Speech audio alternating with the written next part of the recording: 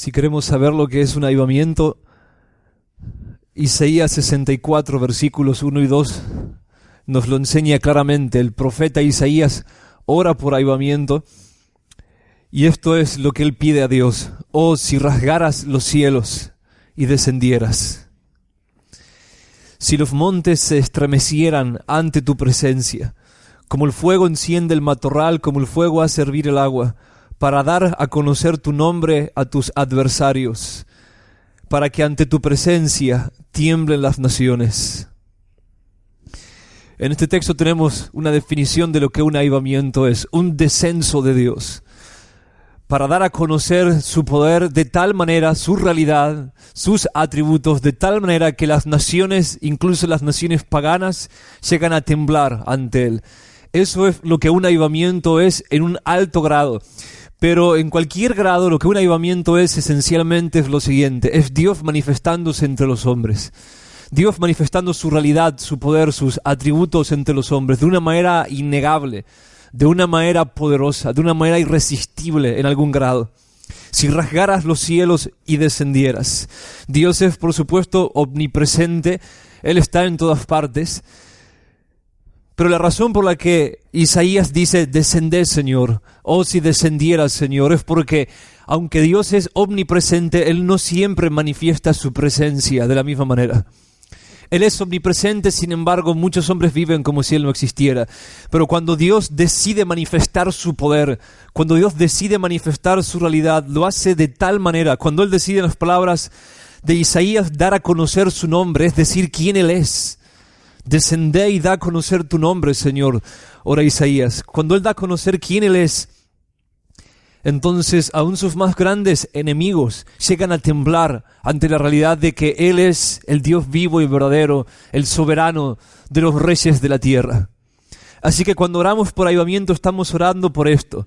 Estamos orando por esto. En la historia de Israel, nosotros vemos a Dios descender una y otra vez y hacer proezas tales que su fama se extendió por todo el viejo mundo. De ahí la oración de Isaías, Vemos lo mismo en los días de los apóstoles, cuando Dios desciende, Dios el Espíritu Santo en Pentecostés, y toma a su pueblo y manifiesta su presencia de tal manera que 3,000 hombres se convierten en una sola predicación.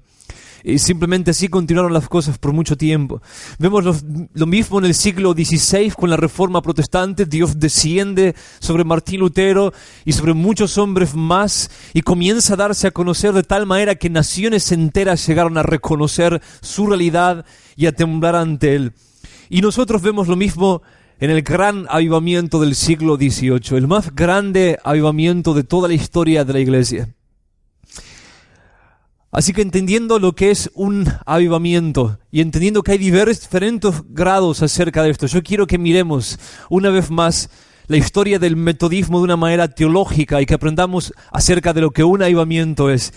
Y escuchen bien, Isaías en este salmo, en esta porción, está pidiendo un avivamiento en un alto grado, que Dios se manifieste de tal manera que naciones enteras tiemblen al conocer su nombre. Sin embargo, en algún grado un avivamiento es posible para nosotros, para la iglesia, y es más, en algún grado un avivamiento es algo normal. ¿Escucharon bien? En algún grado un avivamiento es algo normal. Una vez más, un avivamiento no es otra cosa que Dios descendiendo sobre su pueblo, pero con tal poder, con tal magnitud que los incrédulos llegan a reconocerlo. Y en 1 Corintios capítulo 14, por ejemplo, nosotros vemos que esto era normal, ya que Pablo, después de hablar acerca de la presencia del Espíritu Santo en la iglesia, en cada uno de los miembros de la iglesia en Corinto, él dice que esto es lo que debería pasar si un incrédulo llega a una de sus reuniones. 1 Corintios capítulo 14, versículos 24 y 25. Si todos profetizan y entra un incrédulo, o uno sin ese don, por todos será convencido, por todos será juzgado.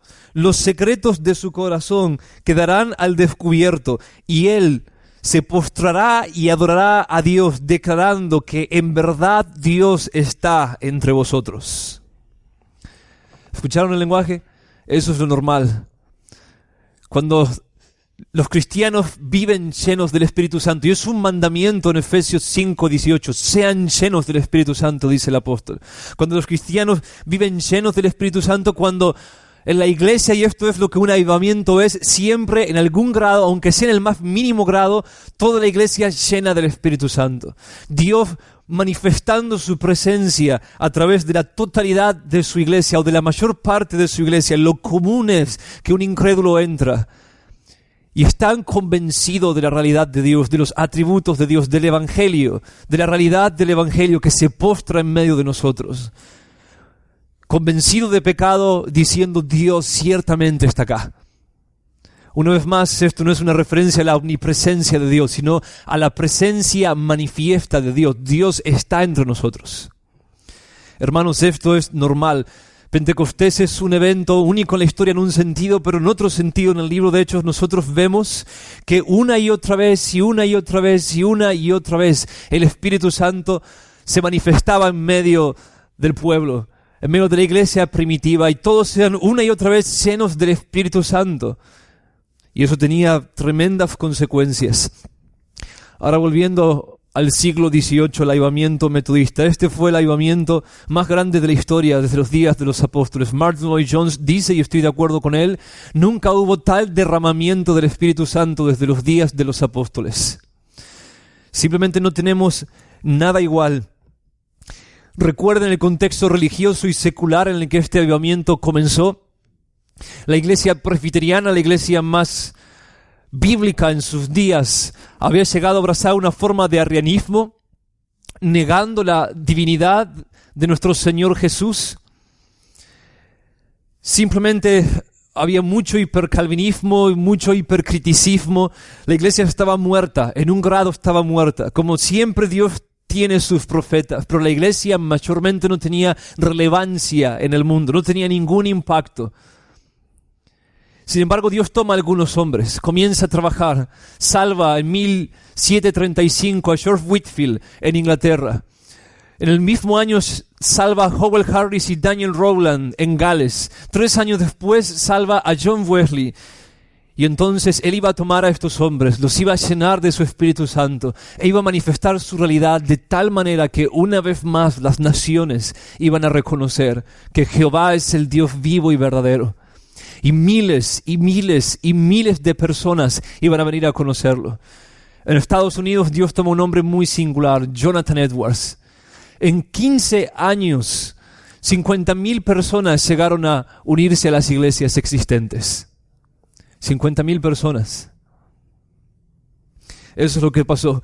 Ellos cosecharon, los metodistas, los frutos de los puritanos, lo que sembraron los puritanos. Los puritanos trajeron la palabra de Dios, desarrollaron la doctrina evangélica, tomaron de la mano de Calvino las instituciones de la religión cristiana, todo el consejo de Dios, y lo profundizaron. Sin embargo, ellos no vieron un avivamiento en sus días. John Owen, escuchen bien su lenguaje. John Owen dice, él dijo esto de su iglesia: mi iglesia se encuentra en algún lugar entre la cruz y Pentecostés. Mi iglesia se encuentra en algún lugar entre la cruz y Pentecostés. Esto dijo el príncipe de los puritanos. El príncipe de los puritanos. Ciertamente nosotros debemos tener lugar en nuestra doctrina del Espíritu Santo para decir lo mismo que el príncipe de los puritanos, el teólogo de los teólogos de los puritanos, dijo: mi iglesia se encuentra en algún lugar entre la cruz y Pentecostés. En otras palabras, somos salvos, pero la presencia de Dios, el Espíritu Santo, no está manifestándose en medio nuestro como debería ser normal en estos días del nuevo pacto. Eso no está sucediendo. En algún lugar nos encontramos y necesitamos un nuevo Pentecostés. Eso es lo que él dice. Cuando en 1735 George Whitefield se convirtió, el avivamiento comenzó un año después. Él fue ordenado ministro un año después, con tan solo 21 años de edad. Y a los 21 años de edad, multitudes de a miles y miles y miles de personas salían a encontrar en las calles. El avivamiento fue tal, la manifestación de la presencia de Dios fue tal, que él no encontraba ningún salón donde poder congregar a tantas personas. 30.000 personas, 40.000 personas se reunían, sin importar el clima, sin importar incluso si caía granizo, o si era invierno, o si estaba lloviendo torrencialmente. Salían a las calles para encontrarse con Whitefield, un joven hombre lleno del Espíritu Santo, en un alto grado lleno del Espíritu Santo. Y cuando él predicaba, los pecadores eran convencidos de pecado, clamaban por misericordia, se desmayaban suplicando a Dios que perdone sus pecados. Muchos cristianos fueron avivados, la iglesia volvió a ser relevante, las misiones volvieron a ser una realidad y simplemente sucedió todo lo que tenía que suceder. Eso es lo que un avivamiento es y es posible para nosotros. Ahora quiero que veamos algunas lecciones, vamos a profundizar. La semana pasada aprendimos algunas lecciones teológicas de este avivamiento y vamos a aprender algunas más. Y hermanos, una vez más, no tengo el más mínimo interés de que nos acerquemos a estas cosas y nunca tendré, si Dios me conserva la razón, ningún interés de que nos acerquemos a las Escrituras o el conocimiento de Dios de una manera meramente académica. Nos acercamos para encontrarnos con Dios, para entender quién Él es, para reaccionar ante Él. Así que espero que el Espíritu Santo obre entre nosotros, que nuestro entendimiento se abra y que podamos ver las grandes obras de Dios. Y hermanos, si nosotros somos como estos hombres, si buscamos a Dios como estos hombres lo hicieron, en algún grado Dios va a responder. No hay un solo hombre que haya buscado a Dios con todo su corazón y haya querido ser lleno de Él y de nada más y que no haya encontrado plenitud en Dios. No hay un solo hombre. Esto es simplemente para todos. Simplemente para todos. Todo nació con el famoso Club Santo, despectivamente llamado Club Santo, formado por Charles Wesley.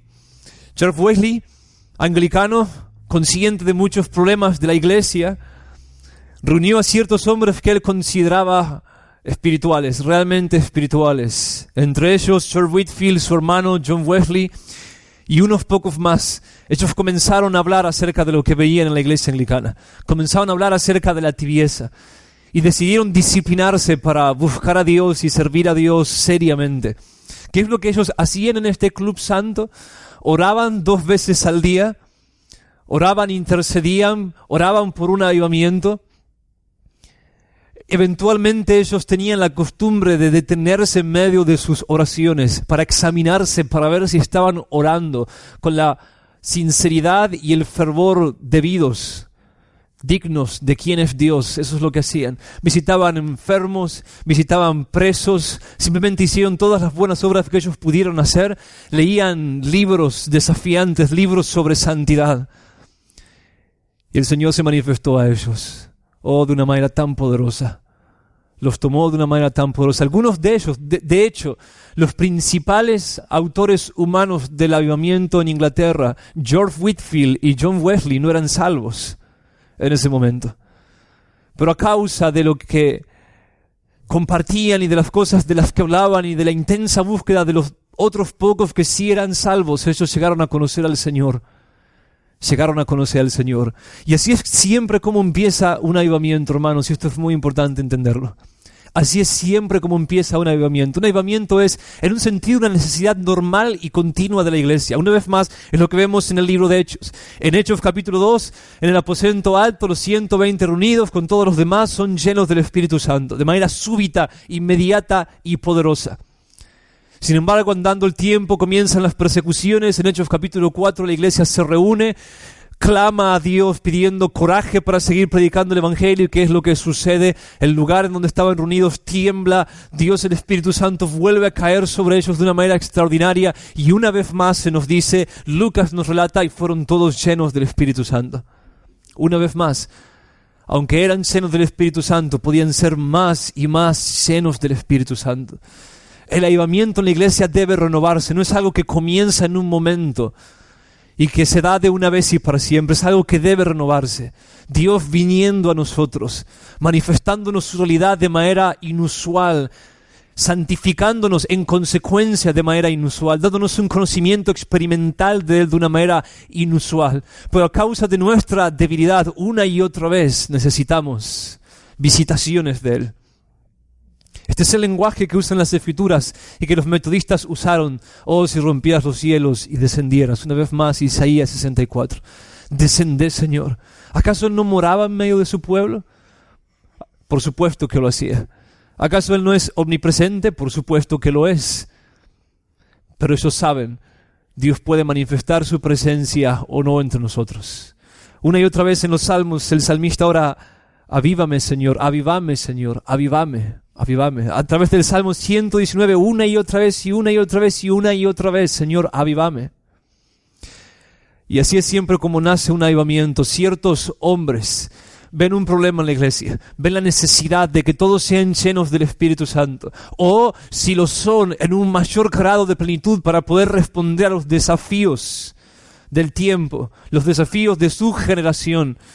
Y entonces estos hombres se reúnen, viendo el problema, se juntan, comienzan a buscar al Señor, y el Señor responde. Una y otra vez, cuando estudiamos la historia de los avivamientos, vemos lo mismo. Ciertos hombres se apartan, reciben una carga de parte de Dios. Movidos por un gran celo, ellos dicen, razonan así, esto no es normal. Así no deberían ser las cosas. Esto no es común. Dios está lejos de nosotros. Ese es el lenguaje. Su rostro no está resplandeciendo sobre nosotros. Él está escondiendo su rostro. Estamos resistiendo al Espíritu Santo. Estamos pecando. Por lo tanto, debemos examinarnos a nosotros mismos. Debemos buscar a Dios. Debemos ponernos a cuentas con Él. Debemos darle lo que nos pide. Debemos buscarlo hasta encontrarlo. Debemos orar. Debemos ayunar. Debemos entristecernos. Eso fue lo que los metodistas hicieron una y otra vez. Por eso su avivamiento fue el más largo, el más extenso y el más grande en la historia de la iglesia. Una y otra vez el avivamiento se renovó, el avivamiento metodista. Cuando ellos dejaban de ver al Señor claramente manifestándose entre ellos, ellos decían, el Señor está lejos de nosotros. Estas son las palabras que usaban, cercanía y lejanía del Señor. Cercanía y lejanía. Y entonces ellos decían, debemos examinarnos. Hemos contristado probablemente el Espíritu Santo. Algo habremos hecho. Se reunían, comenzaban a abrir las Escrituras, buscaban al Señor. Él venía, descubría los secretos del corazón, exponía la tibieza, confesaban sus pecados.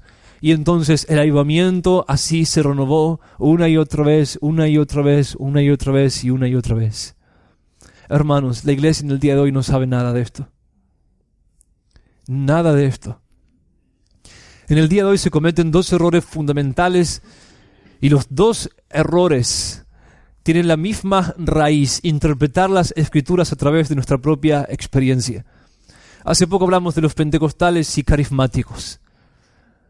Amo, estimo, aprecio muchos pentecostales y carismáticos, aprendo de ellos, pero algo común en tales denominaciones es que las personas interpretan las Escrituras a través de su experiencia y no sus experiencias a través de las Escrituras. Eso es lo que hacen. Muchas personas tienen experiencias falsas.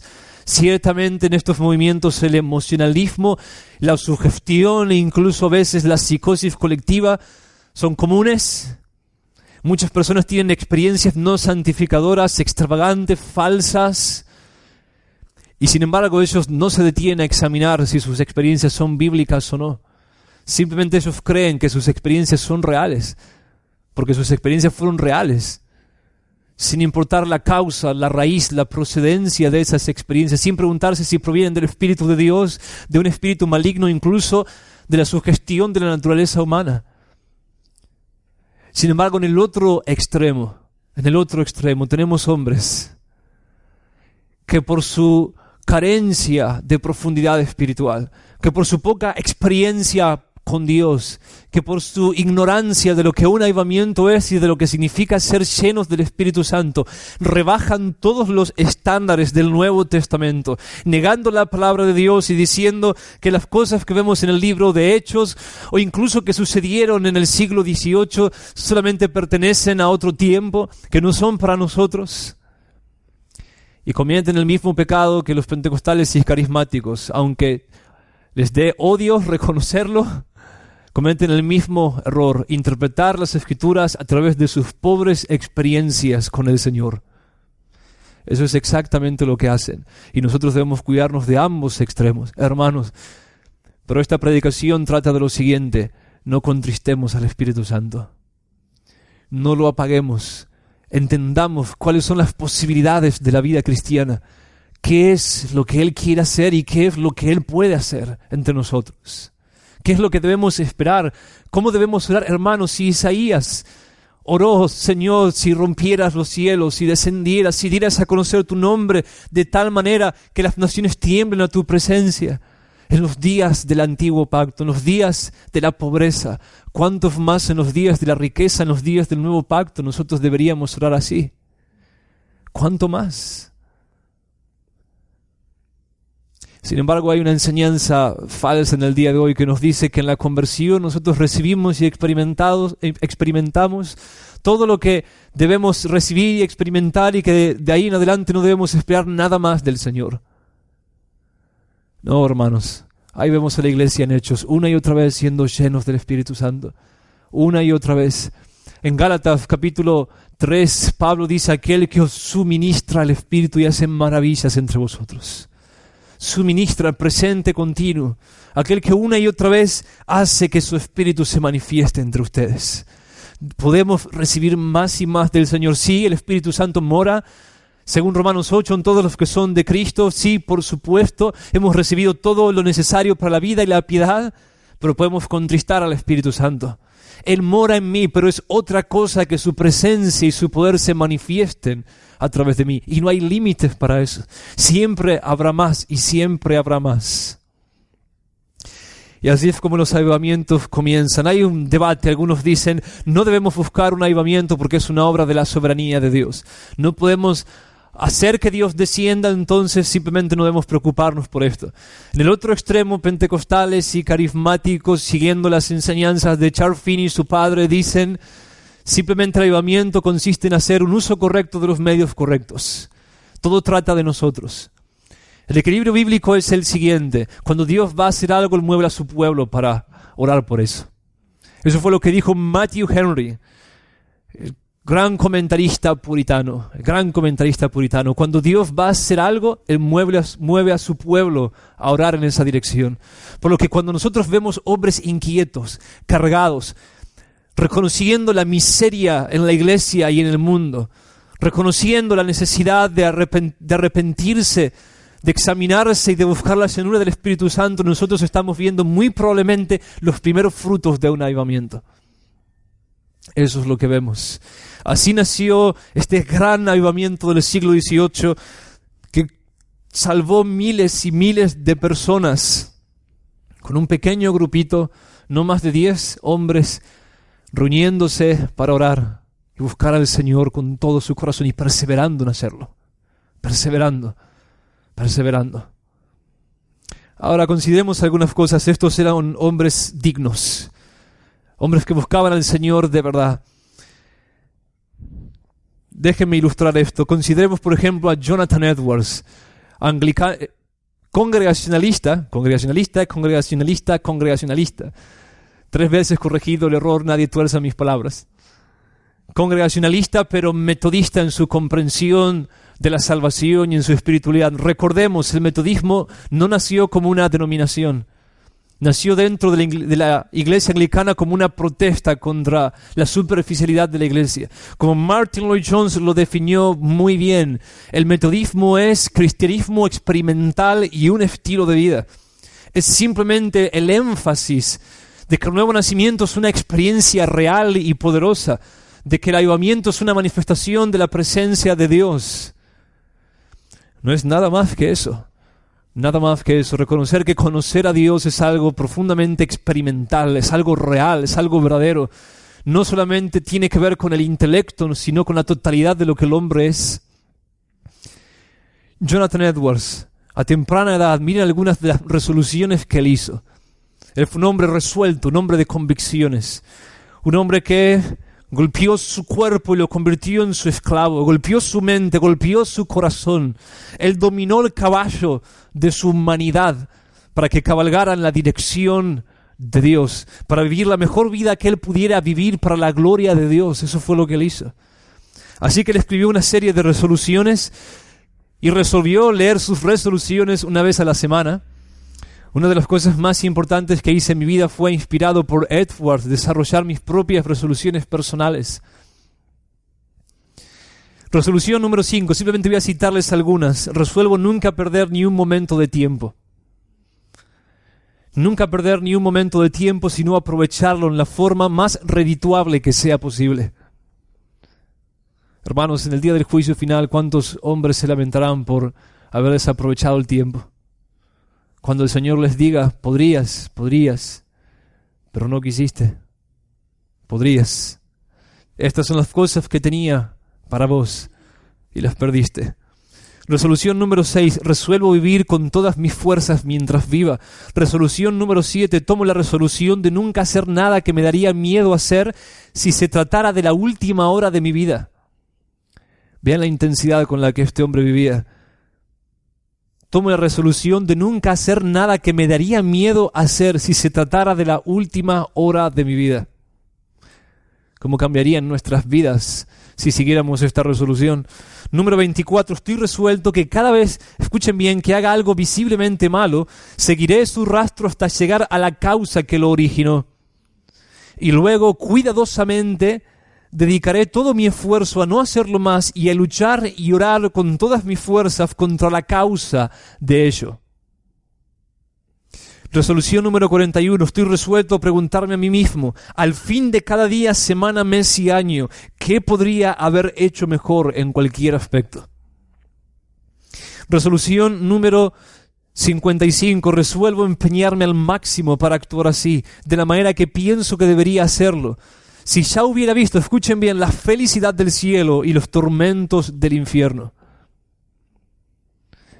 Este hombre quería vivir consciente de las glorias del paraíso y de los tormentos del infierno todo el tiempo. Hermanos, si creemos al Señor, debemos ser dignos. Una vez más, todos los que buscan a Dios con todo el corazón lo encuentran. Los límites los ponemos nosotros mayormente, no nuestro Señor. El que busca encuentra, dice Jesús en Lucas capítulo 11, el que pide recibe, el que golpea la puerta se le abrirá. Bien, las preguntas de autoexamen que Whitefield se hacía cada noche, las vimos la semana pasada, pero las voy a repasar. Esto es lo que él se preguntaba cada noche, hermanos. ¿He sido ferviente en la oración privada? ¿He usado las horas establecidas para la oración? ¿He usado estallidos espontáneos de oración en súplica, intercesión, alabanza y acción de gracias a cada hora? Después o antes de cada acción o conversación deliberada, ¿he considerado cómo estas cosas eran hechas para la gloria de Dios? Hay personas que en su vida se han preguntado estas cosas. Cristianos, en toda su vida, por su superficialidad, se han preguntado estas cosas. Después de disfrutar de cualquier placer, ¿he dado gracias inmediatamente? ¿He planeado mi día para no perder el tiempo? ¿He sido responsable y solícito en todo? ¿He sido celoso en mi trabajo y activo en todo el bien que pude hacer? ¿He sido manso, alegre y lleno de gracia en todo lo que dije o hice? ¿He sido orgulloso, vanidoso, impuro o celoso de otros? ¿Fui cuidadoso en mi comer y beber, agradecido, tuve dominio propio? ¿He sido diligente en mis estudios? ¿Pensé o hablé de una mala manera a alguien? ¿Confesé todos mis pecados? Hermanos, ¿es posible o no es posible vivir así? Bueno, de una manera perfecta, ¿no? De una manera perfecta, no, por supuesto. Una vez más, yo soy un metodista, calvinista, bautista. Tengo mis propias preguntas de autoexamen por las noches. Difícilmente yo puedo pararme ante esas preguntas que reflejan lo que yo sé que Dios espera de mí. Y decir, ay sí, Señor, simplemente hice todo lo que debía hacer, mayormente fallo en alguna u otra, en algún grado. Sin embargo, es posible mayormente vivir con una conciencia limpia. Hermanos, eso es lo común, eso es lo normal. Todos nosotros deberíamos vivir con nuestra conciencia limpia, en el sentido de que vivimos conforme a todo lo que sabemos de quién es Dios y de cuál es su voluntad para con nosotros. Sin embargo, La espiritualidad del cristianismo en el día de hoy es tan superflua que tantos cristianos pasan su vida sin confesar sus pecados, como deberían confesar sus pecados. Solamente confesando las cosas más extravagantes, pero sin poder ver que se nos ordena comer y beber para la gloria de Dios. Y cuando no lo hacemos, nosotros pecamos. Pero hoy tendríamos que empezar definiendo qué es gloria incluso. Miren lo que Howell Harris dice cerca de su muerte. Uno de los dos principales instrumentos del Señor en el avivamiento metodista en Gales. Tu voluntad es mi cielo. Constantemente siento que mi espíritu está lejos de casa y que formo parte de la compañía del Cordero y le pertenezco a Él y que no puedo estar separado de Él por mucho tiempo. Oh Señor, no puedes dejarme mucho tiempo en este mundo. Has de tener misericordia y llevarme a casa, porque aquí soy un extraño. Mientras espero que me llamen a casa, mi anhelo y mi clamor son ciertamente insaciables. Y cuando el Señor de la gloria me responde que pronto partiré a estar con Él, mi espíritu se inflama con tanto amor por mi Salvador querido, que corro hacia Él y no puedo aceptar una negativa.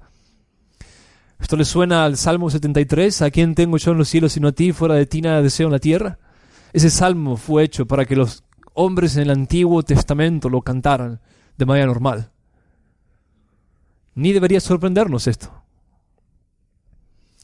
Me es imposible seguir aquí, y a pesar de que delante de ti no soy más que una mota de polvo, no te ofendas, Padre, si te pido un favor especial. Oh Señor, permíteme, aunque soy un gusano, pedirte, sin que te lo tomes a mal, que mi tiempo aquí abajo se acorte. Oh querido Señor, debo amarte y llorar a tus pies y luchar contigo hasta verte aparecer delante de mí. Necesito a mi Señor porque Él es mi todo. Cada cosa que los demás poseen en el mundo y en la religión y en sí mismos, yo las tengo en ti. Deleites, riquezas, seguridad, honor, vida, justicia, santidad, sabiduría, placer, gozo y alegría. Como un niño anhela a su padre, un viajero el final de su jornada, un trabajador la conclusión de su tarea, un prisionero su libertad, un heredero la completa herencia de su posesión, yo no puedo dejar de anhelar ir a mi propio hogar. Oh hermanos, conocimiento real de quién es el Señor. Les digo que si todos nosotros pudiésemos conocer más del Señor y nos mantuviésemos renovando nuestra comunión con Él una y otra vez, todos nos identificaríamos con estas declaraciones de amor, de desesperación por la presencia del Señor y de desapego absoluto del mundo de la manera más natural que existe. Vean lo que escribió Charles Wesley. Ellos componían himnos, hermanos, expresando su teología y su espiritualidad. Inspirado en el encuentro de Moisés con Dios, cuando después de 40 días en la montaña, Moisés le dijo en Éxodo 33, te ruego que me muestres tu gloria. Y Dios le responde, no puede verme hombre y vivir. Charles Wesley compuso el siguiente himno. Escuchen y que se enciendan sus corazones, mis hermanos. Postrado ante ti, gran Dios de amor, yo adoro en tu presencia, por fe te puedo ver pasar. Ya tengo, pero pido más. No basta con mirar tu amor, tu plenitud es mi clamor. No puedo verte y vivir, entonces quiero verte y morir. Moisés tu espalda pudo ver, mas vista plena no miró. La entera gloria de tu ser el Evangelio reveló. Tu gracia y rostro hallará el que al pecado muerto está. Si no puedo verte y vivir, entonces quiero verte y morir. Oh, hermanos, ellos cantaban esto. Si no puedo verte y vivir, quiero verte y morir. Ya tengo, pero pido más, dice Charles Wesley. ¿Ven lo que un avivamiento es? El corazón de los hombres que buscan un avivamiento. Señor, tu presencia, quiero verte. Ellos no están diciendo quiero ser usado meramente, ¿se dan cuenta? No están diciendo quiero ser popular, quiero ser un gran hombre de Dios y que se escriban biografías de mí. Ni siquiera están meramente diciendo quiero ser libre del pecado. Están diciendo te conozco, pero quiero conocerte más. Como Moisés en la montaña, llevo 40 días en tu presencia, pero te ruego que me muestres tu gloria. Y si no puedo verte y vivir, prefiero verte y morir. Porque vos sos mi vida y mi muerte y mi todo. Ahora vean, ¿por qué es tan corto el tiempo? ¿Por qué voy por la mitad de mi bosquejo y tengo 15 minutos para terminar? Veamos algunas de las experiencias que ellos tuvieron. Y lamentablemente vamos a tener que terminar con ese punto. A menos que haga como los metodistas y predique 9 horas, si el Espíritu me guía. Howell Harris, una oportunidad, él dice, prediqué hasta que se hizo de día, pasaron 9 horas. Y la gente no se iba. Vean las experiencias que ellos tenían con la presencia de Dios. Vean, hermanos, en la vida de ellos lo que ustedes pueden vivir. Algunos de ustedes conocen la presencia de Dios en un alto grado. No deben entenderme bien. Según Romanos 5, el Espíritu Santo ha sido derramado en nuestros corazones. El amor de Dios por el Espíritu Santo derramado en nuestros corazones. Y ha venido a morar en nosotros. En Juan 14 Jesús dice, si alguno me ama, me manifestaré a Él. Si alguno me ama, dice también, mi Padre le amará y vendremos a Él, iremos nuestra morada con Él. Todos los cristianos genuinos conocen la presencia de Dios. Todos los cristianos genuinos. Si sos salvo, entonces Jesús, si amaste a Jesús alguna vez de verdad, Él se manifestó a vos. Y si Él se manifestó a vos, vos sabés quién Él es de una manera experimental. No solamente intelectual. Hacerse cristiano no es simplemente asumir cierta confesión de fe o cierto credo o someterse a cierta doctrina. Es conocer personalmente y experimentalmente a Dios. Eso es lo que es. El Espíritu Santo ha sido derramado en el corazón de cada cristiano. Sin embargo, algunos se han olvidado de lo que significa. De lo que significan estas experiencias, de lo que significan estas declaraciones bíblicas, pero una vez más podemos tener más y más de Él, más y más de Él y más y más de Él, y los metodistas hablaban constantemente acerca de esto. Ahora vean algunas de las experiencias que ellos tuvieron y entiendan que un avivamiento es una vez más una manifestación singular de la presencia de Dios, ya sea a un individuo o ya sea a una iglesia o ya sea a toda una generación. Vean lo que sucede con Howell Harris. Y ellos hablaban de estas experiencias normalmente. Era una tradición entre los metodistas que cada cristiano tenga su diario. Y de hecho se animaban unos a otros a buscar el lenguaje que usaban, su avivamiento personal. En sus reuniones entre semanas ellos se preguntaban, ¿recibiste tu avivamiento? ¿Lo recibiste? Seguí buscando. 3 semanas después de la conversión de Howell Harris, y recuerden, estos son ex-falsos conversos, todos ex-falsos conversos. Whitfield, Wesley, Rowland, Harris, ex-falsos conversos. Vean Harris. 3 semanas después de su conversión, él dice, de pronto sentí que mi corazón se derretía dentro de mí, como la cera se funde entre las brasas. De amor por Dios a causa de mi Salvador, y experimenté no solo paz y amor, sino también un ferviente anhelo de morir y estar con Cristo. Luego, de lo profundo de mi alma brotó un clamor que nunca antes había escuchado ni conocido, y decía, Abba Padre, Abba Padre. No era capaz de hacer nada excepto llamar a Dios Padre. No era capaz de hacer nada excepto llamar a Dios Padre. Comprendí que yo era su hijo y que Él me amaba y me escuchaba. Mi mente encontró su plena satisfacción y exclamé, ahora estoy de veras saciado. Dame fuerzas y te seguiré a través del agua y del fuego. 3 semanas después de su conversión. Hermanos, el Nuevo Testamento da lugar a la siguiente doctrina. Una primera bendición, una segunda bendición, una tercera, una cuarta, una quinta y todas las que a Dios le plazca y vos busques. En nuestra conversión, sí, el Espíritu Santo cae sobre nosotros, se derrama y experimentamos la presencia de Dios. Podemos, después de esa experiencia, tener tanto más acerca de Él. Tanto más acerca de Él. Sin embargo, y la razón por la que decidí enseñarles acerca del metodismo en esta serie es porque esto es algo así como mandarín para la iglesia del día de hoy. 3 semanas después, Dios viene sobre él. Su corazón arde por su Salvador, al punto que desea morirse y partir a estar con Cristo inmediatamente. Recibe una cercanía con Dios que no tenía antes. Ahora le llama Abba Padre, clama a Él. Ahora vean, voy a leerles algunos extractos del diario de Howell Harris. Más adelante esto volvía a pasar. Él dice: estuve en comunión privada hasta las 2 de la madrugada como un ebrio. Estuve en comunión privada hasta las 2 de la madrugada como un ebrio. No pude decir más que gloria, gloria, gloria, gloria durante mucho tiempo. ¿Quién sería capaz de describir lo que el Señor ha hecho aquí? Oh, hermanos, la presencia del Señor.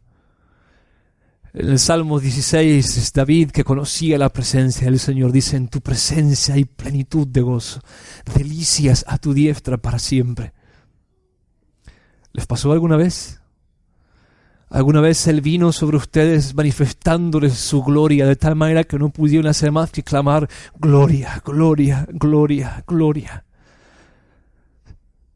Los cristianos en el día de hoy oran para sí mismos mayormente, como el fariseo de Lucas 18. Estos hombres buscaban comunión, estar con Dios, estar con Él en su presencia. No iban a dejar un recado, no enviaban un mail cuando oraban, iban a encontrarse con Dios. En mayo de 1749 él vuelve a decir: el Señor vino susurrándome con su amor como un torrente poderoso que sería incapaz de resistir, cuestionar o dudar. Si Dios se manifiesta a vos, no vas a dudar, te lo aseguro. Cuando el Dios poderoso, el Dios vivo, verdadero, se manifiesta a alguien, esa experiencia no es subjetiva. Un torrente poderoso que sería incapaz de resistir, cuestionar o dudar. ¿Saben algo acerca de eso? Cuando el Señor viene y se vuelve irresistiblemente hermoso, de tal manera que no podemos hacer más que rendirnos a sus pies, y su voluntad se convierte en nuestro cielo. Todo lo que Él nos ordena hacer es miel, aún ser mártires en esas horas y en ese estado en el que en alguna medida podemos permanecer y vivir. Parece algo fácil y sencillo, y su carga se vuelve ligera, su yugo se vuelve fácil de seguir. Ahora, estas experiencias no eran propias de ellos. Todos tenían experiencias en ese tiempo. Vean lo que Harris vuelve a decir acerca de una sirvienta. El Señor se reveló de manera impresionante durante varias horas. ¿Escucharon eso? Una revelación de varias horas. ¿Qué significa eso en el lenguaje metodista? Significa Dios se manifestó de una manera extraordinaria durante algún tiempo, de tal manera que si no hubiese retirado después su comunión, la persona se volvería loca o no podría vivir la vida ordinaria. ¿Saben algo de eso, hermanos? Que el Señor venga sobre nosotros de tal manera, que nos cautive de tal manera, que a menos que Él se retire, nosotros nos volvemos ordinarios, nos volvemos inútiles para la vida ordinaria. No podemos hacer otra cosa, no podemos vivir en ese estado, simplemente es demasiado glorioso para lo que tenemos que hacer debajo del cielo.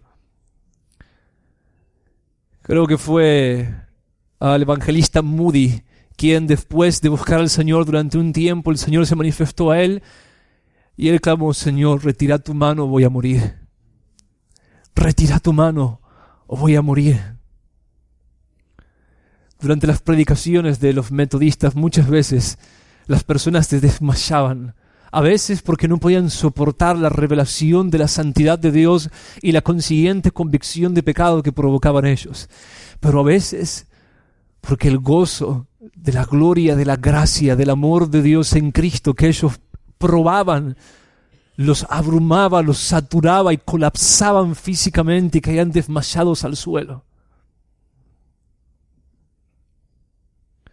El Señor se reveló a la sirvienta de manera impresionante durante varias horas, de tal forma que estuvo perdida en su amor divino hasta el punto de no saber dónde se encontraba. ¿Alguna vez experimentaron algo de esto? Empezar a orar. El Señor viene y pasan 3, 4 horas. Y cuando van a mirar el reloj dicen, ¿cuándo pasó todo este tiempo? ¿Dónde estuve?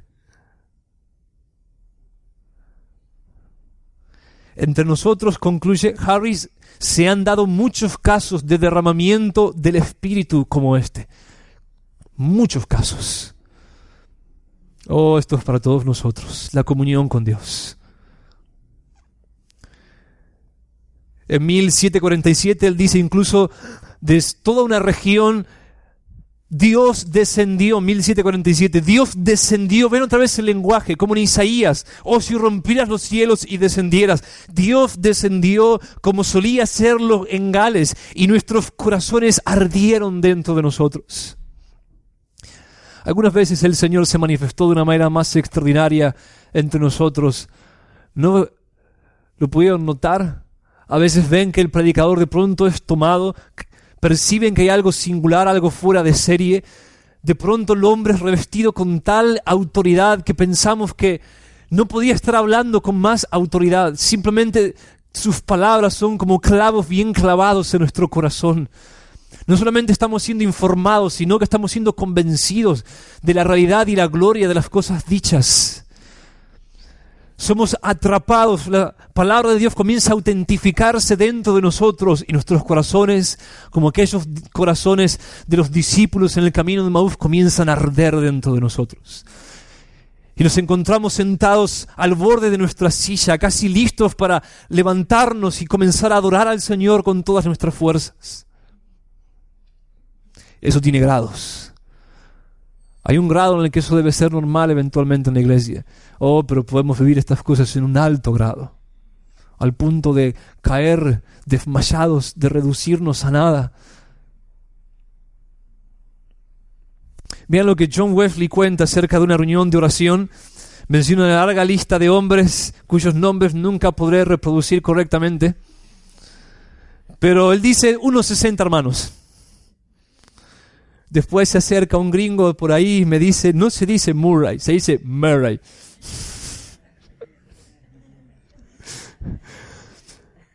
Aproximadamente a las 3 de la madrugada, escuchen, aproximadamente a las 3 de la madrugada, mientras insistíamos en la oración, el poder de Dios vino sobre nosotros. Otra vez vean, vino.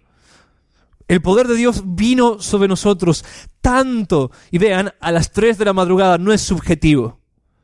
A las 3 de la madrugada, ellos decían, a tal hora el Señor vino. ¿Ven lo objetivo que es? Cuando el Señor se manifiesta, los discípulos en Pentecostés, ellos decían, el Espíritu Santo cayó sobre nosotros, vino sobre nosotros, ellos no dudaban al respecto. Aproximadamente a las 3 de la madrugada, mientras insistíamos en la oración, el poder de Dios vino sobre nosotros. Tanto, es decir, en tal grado que muchos clamaban de gozo exultante y otros caían al piso.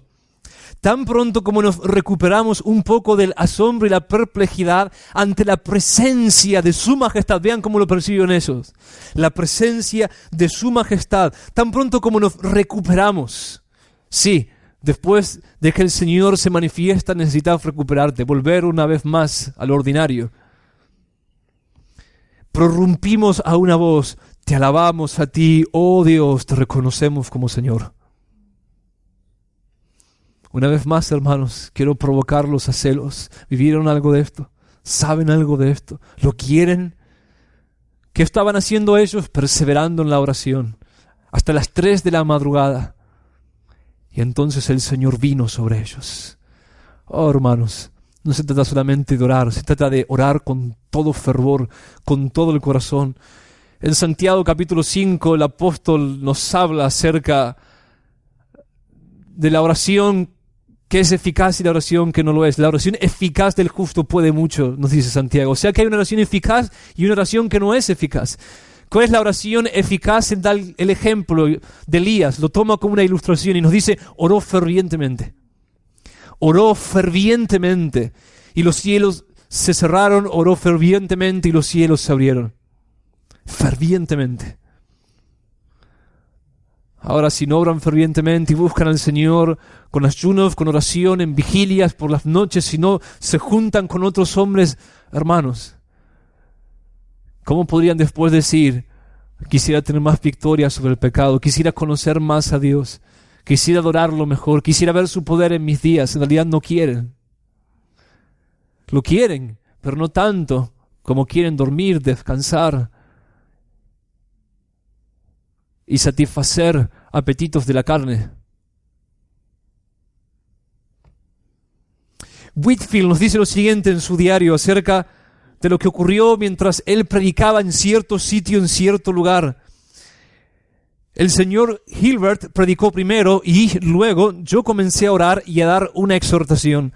Aproximadamente 6 minutos después, una vez más, va a describir una experiencia objetiva. 6 minutos después, alguien exclamó: ha llegado, casi sin soportar las manifestaciones de Jesús en su alma. Ha llegado. Él se manifestó entre nosotros, casi sin poder sufrir la realidad de la belleza y la gloria de Cristo en su propia alma. Oh, hermanos, ¿saben por qué no podemos vivir en este estado? Porque necesitamos cuerpos glorificados para vivir en la presencia de Dios. Una vez más, Éxodo 33, Moisés dice al Señor: mostrame tu gloria. Dios responde: nadie puede verme vivir. En Apocalipsis se nos dice que lo veremos. ¿Qué le sucedió a Juan cuando vio a Jesús en Apocalipsis? Cayó como muerto a sus pies. ¿Qué le sucedió a ellos en el monte de la transfiguración? Cayeron como muertos a sus pies. Ha llegado. Esto es lo que venimos a buscar, hermanos. No venimos a escuchar acerca de Dios, venimos a encontrarnos con Dios y queremos más de Él. Y más de Él y más de Él. Ahora termino con 2 historias más, algunos comentarios, y quizás los 5 puntos que me quedan los veremos la semana que viene. Vean lo que Jonathan Edwards cuenta. Jonathan Edwards escuchó predicar a George Whitefield en uno de sus viajes a las colonias inglesas en Estados Unidos. Mientras Whitefield predicaba, ¿cómo predicaba ese hombre? Con lágrimas, con gritos, con gemidos, con demostración del Espíritu y de poder. Edwards lloró toda la predicación y resolvió después que nunca más iba a predicar de Cristo de una manera desapasionada. A partir de ese momento, se cuenta, él solía escribir la totalidad de sus sermones palabra por palabra y los leía en el púlpito. Pero que él los leía con tal fervor que se le marcaba una vena en la frente. Y entonces las mismas cosas que sucedían en la predicación de Whitefield comenzaron a suceder a través de Jonathan Edwards.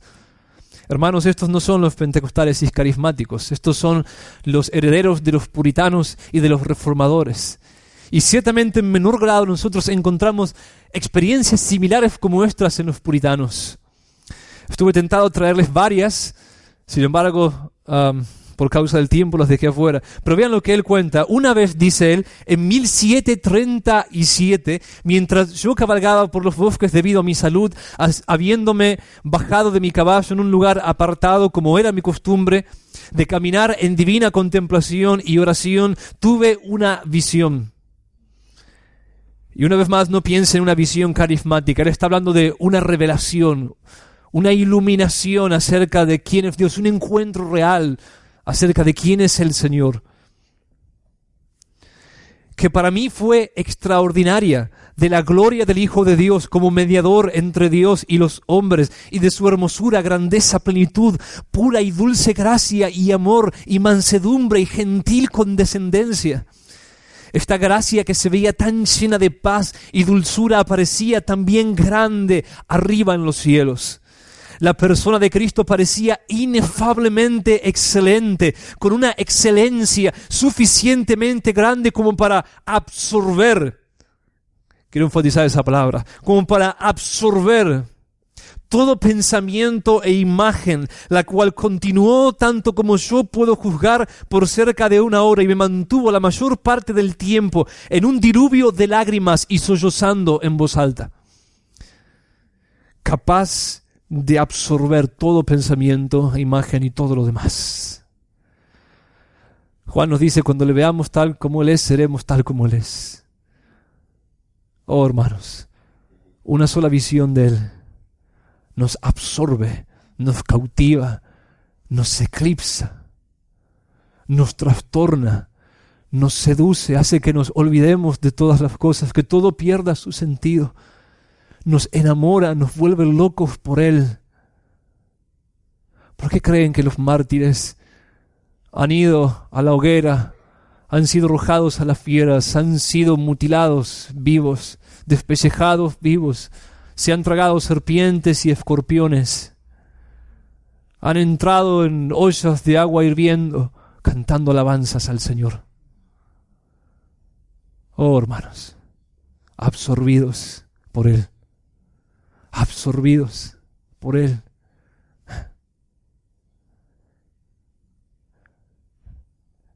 Me enferma, me cansa, me agota, me enoja que el cristianismo en el día de hoy, e incluso una gran parte lamentablemente del neocalvinismo, haya reducido el cristianismo a algunas cosas que debemos creer y unas pocas cosas que debemos creer o entender. Regeneración doctrinal, eso fue lo que atacaron los metodistas. Ellos dijeron una y otra vez, conocer a Dios es algo experimental, es algo real, es un encuentro con el Dios vivo y verdadero. Nunca, hermanos, jamás debemos pensar que conocemos a Dios solo porque podemos comprender o articular ciertas declaraciones proposicionales bíblicas, doctrina. La pregunta es, ¿conoces a Dios en persona experimentalmente? ¿De verdad lo conoces? ¿Cuánto lo conoces? Oh, hermanos, el cristianismo es Cristo, no es solamente conocimiento. El conocimiento es importante, pero es vida, es poder.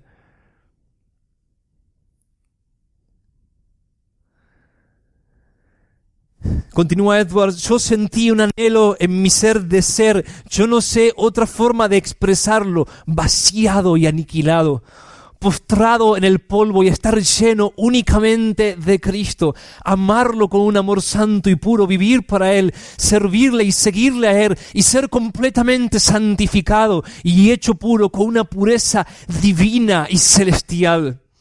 En varias ocasiones, nos dice Edwards, tuve visiones de la misma naturaleza, las cuales han tenido también los mismos efectos. Hermanos, yo no sé hasta dónde es prudente que yo les abra mi corazón, pero yo no podría entender mi vida aparte de algunas experiencias similares a estas. Encuentros personales con Cristo. Oh, maravillosos. Todos los días camino con Él, pero a veces Él se manifiesta a mí y todo cambia. Todo parece tan diferente. Puedo ver cosas que no veía antes, entender cosas como nunca las entendía antes. Oh, hermanos, desear morir y estar con Él inmediatamente.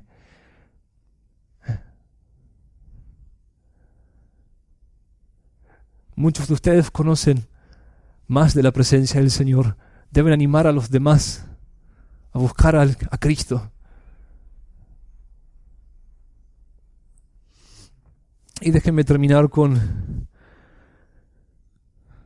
una experiencia de un metodista contemporáneo, bautista, Paul Washer. Alguien contemporáneo. Y la razón por la que quiero contar una experiencia de él simplemente es una transcripción de lo que él contó en una predicación. Es porque él es contemporáneo, porque lo conocemos, porque lo conozco y porque es alguien que el Señor está usando en alguna medida en este despertar reformado en nuestros días. Él cuenta que llegó a una iglesia bautista en su conversión y entonces él dice lo siguiente: el pastor ahí era uno de los hombres más inusuales que he conocido. No era reformado ni nada como eso. Hasta hoy no he visto a un hombre predicar con más poder. Nunca he visto un hombre tan lleno del Espíritu Santo como él. ¿Ven los grados? Tan lleno del Espíritu Santo como él. Hay grados, no hay límites. Y mientras estuve ahí, un hombre mayor llamado Pittman puso algunos libros en mi mano. El secreto espiritual de Hudson Taylor, la autobiografía de George Mueller, El secreto, ¿por qué tarda el avivamiento de Leonard Ravenhill? Pueden buscar estos libros ustedes mismos y leerlos si se atreven. Quizás se van a volver locos después de leerlos.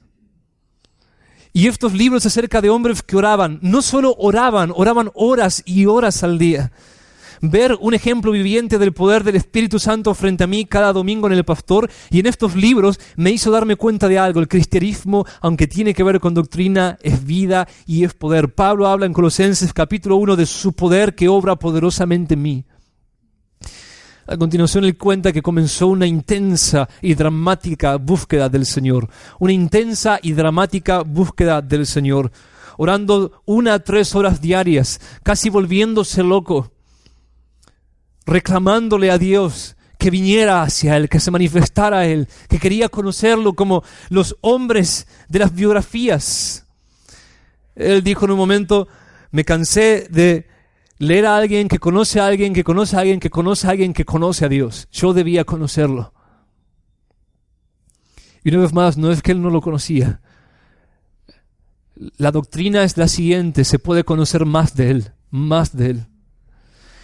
Y después de una intensa búsqueda, él cuenta lo siguiente. Finalmente, de repente, solo clamé, Padre, por favor. Ahora, dice él, algunos de ustedes van a estar en desacuerdo conmigo y no me importa. Pero en ese momento Dios vino a ese lugar en tal forma que fui lanzado a tierra y no sé cuántas horas estuve echado ahí en posición fetal, cubriendo mi cabeza con mis brazos, pensando que de alguna manera había blasfemado o que Él estaba más harto de mí por lo que yo estaba haciendo. Estaba tan asustado, estuve ahí, no podía controlar mi cuerpo, no sé cuánto duró eso. Yo estaba convencido, escuchen bien, de que había carros de bomberos y policías fuera del complejo de mi departamento, porque probablemente había fuego bajando del cielo. Entonces, no sé después de cuántas horas, pero fui llenado de tal gozo. Se abrió mi boca y fue como que salieron proverbios y salmos. Si no, no se asusten, no hablen lenguas, dice. ¿Lo conocen? Pero después de horas estuve hablando grandes cosas acerca de Dios, cosas magníficas acerca de Dios. Mi predicación en las calles, cuenta él, en consecuencia cambió, todo cambió. ¿Lucho con el pecado todavía? Sí. ¿Llevo avivamiento a todos lados en el bolsillo? No. Pero para mí la presencia del Dios viviente es más real en este edificio ahora mismo que la presencia de todos ustedes juntos. Oh, mis hermanos, busquen al Señor. Busquen más del Señor. Algunos de ustedes ahora se dan cuenta que son enanos espirituales. Y no digo esto para ofenderlos. Digo para que dejen de ser enanos espirituales y comiencen a buscar al Señor de verdad. Algunos pueden pensar que son gran cosa simplemente porque saben algo de teología. Ah, hermanos, qué peligroso. Como dijo Martin Lloyd-Jones, no hay nada más peligroso que el calvinismo sin metodismo. El despertar reformado del día de hoy, cuánto me alegro, cuánto lo festejo. Nosotros somos parte de eso. Hay personas siendo salvadas. Sí, hay esperanza. Hay verdades bíblicas básicas siendo predicadas en Latinoamérica que nunca fueron predicadas de la manera en la que ahora están siendo predicadas, pero a la vez yo veo tantos hombrecitos que andan hablando como si fuesen grandes teólogos o predicadores, y cuando ellos hablan no se mueve una pluma. Y simplemente toda la iglesia está hablando de libros y doctrina y un montón de cosas. No, hermanos. El conocimiento de quién es el Señor, para adorar al Señor, el poder del Espíritu Santo, para tener comunión con Él y para cumplir con la gran comisión. Páguenle a Ricardo Darín, él va a predicar mejor que quien se les ocurra que pueda predicar bien. Cualquiera puede predicar, cualquiera puede hablar. Pero Pablo dice a la iglesia en Tesalónica, el Evangelio no llegó a ustedes en palabras solamente, sino en poder y en el Espíritu Santo y en convicción. El cristianismo tiene que ver con doctrina, pero no es doctrina principalmente. Es Dios. La realidad de quién es Dios, es caminar con Él. En 1 de Juan 4:8 vean el siguiente concepto de conocimiento del apóstol. El que no ama no conoce a Dios porque Dios es amor. Pero yo sé mucha teología acerca de quién es Dios. Si lo conocieras de verdad, sería imposible que no tengas amor. El que conoce a Dios ama. ¿Ven? Conocer a Dios tiene un impacto, produce una diferencia, un antes y un después, un efecto en nosotros. Nos transforma. Busquen al Señor, hermanos. Búsquenlo, conózcanlo. Esto es todo lo que importa, esto es todo lo que vale. No hay nada más importante, Y no buscamos al Señor en primer lugar porque queremos ser hombres poderosos, hombres de Dios, porque queremos conocerlo a Él. Desesperados por conocerlo a Él, desesperados por más de Él. Señor, necesito más de vos, tengo nostalgia de tu presencia. Señor, te extraño, hace tanto que no tengo más de tu presencia en mi vida. Señor, quiero más de tu presencia. Yo sé que hay más, a otros diste más. Permitime estar más cerca tuyo, Señor. Permitime caminar con vos como Enoc lo hizo. Permitime hablar con vos cara a cara como un amigo, como Moisés lo hizo. Manifestate a mi alma, Señor. Vení sobre mí. Te necesito, te amo, sos mi todo. Perseverando en oración. Háganlo, hermanos. Háganlo. Una vez más, necesitamos la doctrina reformada, pero los metodistas nos enseñan algo muy, muy importante. El cristianismo es experimental.